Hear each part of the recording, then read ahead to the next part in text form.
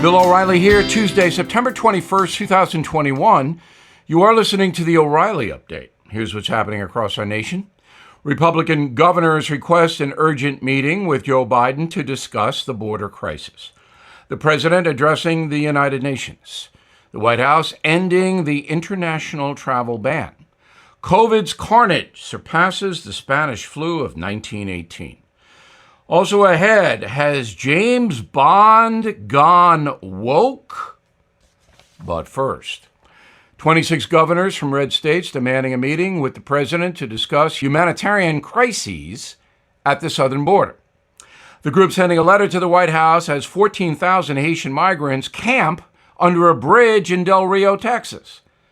The governors want a conference within 2 weeks to discuss the administration's lack of response. More than 200,000 people illegally breached the border in August alone. That figure expected to rise this month. President Biden delivering his first speech to the UN General Assembly. Mr. Biden expecting to promote global cooperation on issues like climate change and human rights. The president will make the address as his administration confronts multiple international problems in Afghanistan, the aforementioned border, and a submarine deal with Australia that has really teed off France. Foreign travelers will once again be able to visit the USA beginning in November. Tourists will be required to show proof of vaccination and a negative COVID test within 3 days of departure. The government hopes the move will boost the economy in the USA during the Christmas season.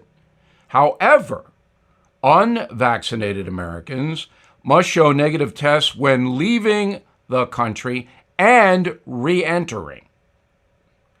The number of deaths related to the COVID pandemic, surpassing fatalities from the Spanish flu more than a century ago. As of today, 676,000 Americans have died from COVID compared to 675,000 who perished between 1918 and 1920. And here's a fact. Donald Trump's grandfather was killed by the Spanish flu. Back then, the USA's population was 100 million, today 330 million. That makes the pandemic now, the death count, 1 in 500 as opposed to 1 in 150. The Spanish flu. In a moment, James Bond, he's back and he's woke. Next. The Tunnel to Towers Foundation honoring America's heroes and their families with 200 mortgage-free homes this year. Amazing.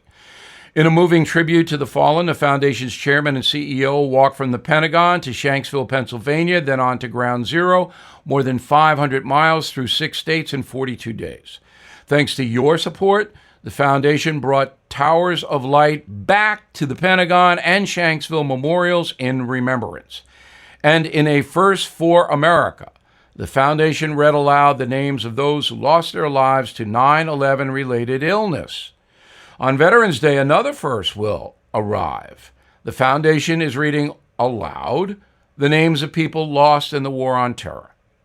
So please do some good and help America. Never forget. Donate $11 a month to Tunnel to Towers at T2T.org. That's T, the number 2, T.org. Great cause. Time now for the O'Reilly Update message of the day. Bond, James Bond. Is he woke? The new Bond film, No Time to Die, opens on October 8th. It will, of course, be a big hit worldwide. All the Bonds are. And this is the last one starring Daniel Craig, a guy who never smiles. And Mr. Craig might be different this time around. He might be woke. First, the facts. James Bond is, of course, a fictional character created by British novelist Ian Fleming in 1953. 9 years later, Bond made his big screen debut in Dr. No. So far, actors Sean Connery, George Lazenby, Roger Moore, Timothy Dalton, Pierce Brosnan, Daniel Craig have all played Bond, with Connery really defining the character. The series now includes 25 films, like Dr. No, From Russia with Love, Thunderball, Goldfinger. Those are the classics, the early films. Daniel Craig's films have done very well, as I mentioned, but they can't compare to Connery's, in my opinion. Craig's version is very different than Mr. Connery's. So the question is, has James Bond gone woke? The upcoming film has no Bond girls. So say goodbye to Honey Ryder, Plenty O'Toole, and many others who were once objects of Bond's affection. The film that's opening in October has the most diverse cast in the series. Of course it does. Of course it does. I hope it doesn't have any safe spaces, but it might. So you may remember that Dame Judi Dench, the British actress, played the character M between 1995 and 2012, the first female boss for James Bond.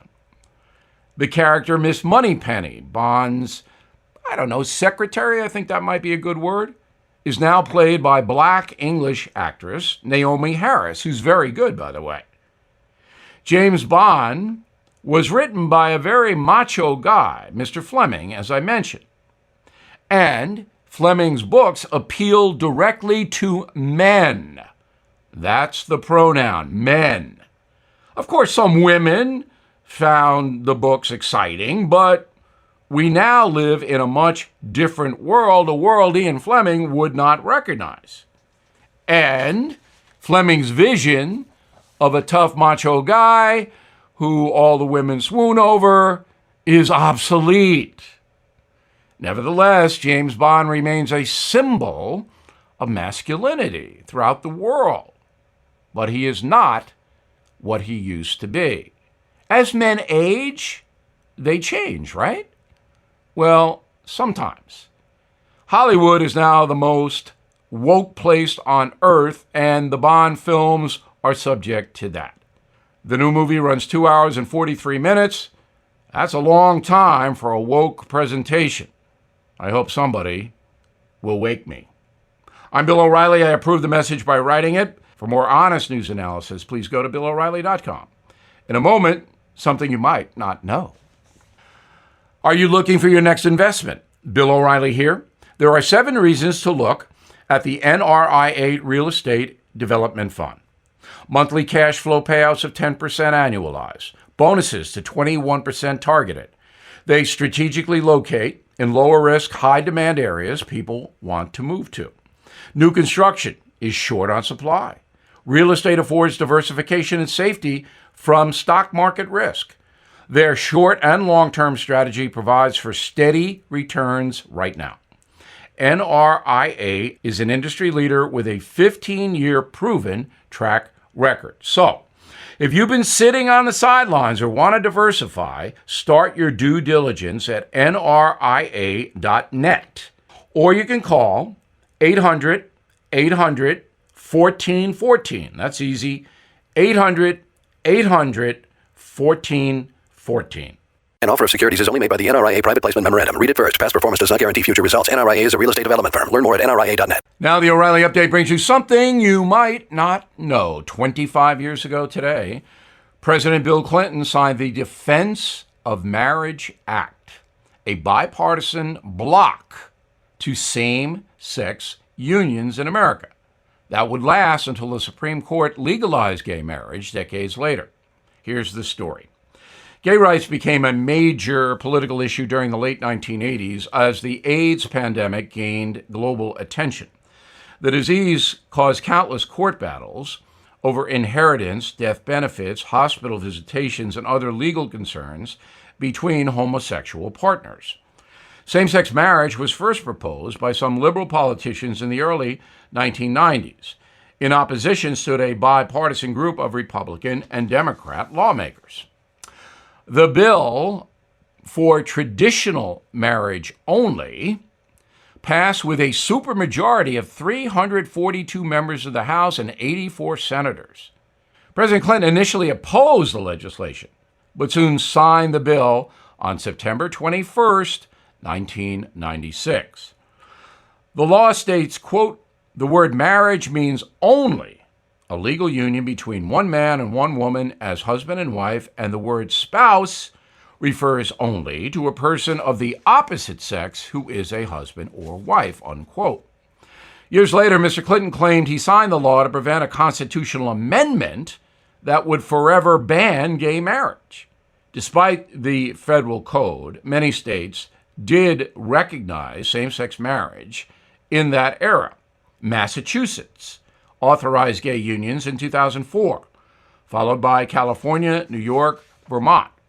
The discord between the states and the feds caused some chaos in the courts regarding health insurance and other family issues when homosexuals were involved. All that changed on June 26, 2015. In a 5-4 decision, the Supreme Court ruled that same-sex marriage is protected by the 14th Amendment of the U.S. Constitution. The case rendered the Defense of Marriage Act, quote, superseded and unenforceable. And here's something else you might not know. Today, there are 180,000 married same-sex couples living in the USA. That's 0.3% of all marriages in the country. Back after this. Now is the time to refinance your mortgage, and do it before rates get any higher. I mean it. I've been talking about this a lot, but only because it's important for you to know. The mortgage rates we are seeing right now can make a significant impact on your budget. Make now, right now, the time to call American Financing. It could mean up to $1,000 in monthly savings for you, plus tens of thousands of dollars in long-term savings.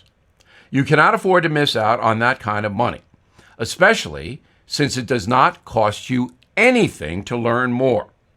Just call 888-462-9557, 888-462-9557, or visit AmericanFinancing.net, NMLS 182334, and MLSConsumerAccess.org. Thank you for listening to the O'Reilly Update. I am Bill O'Reilly. No spin, just facts, and always looking out for you.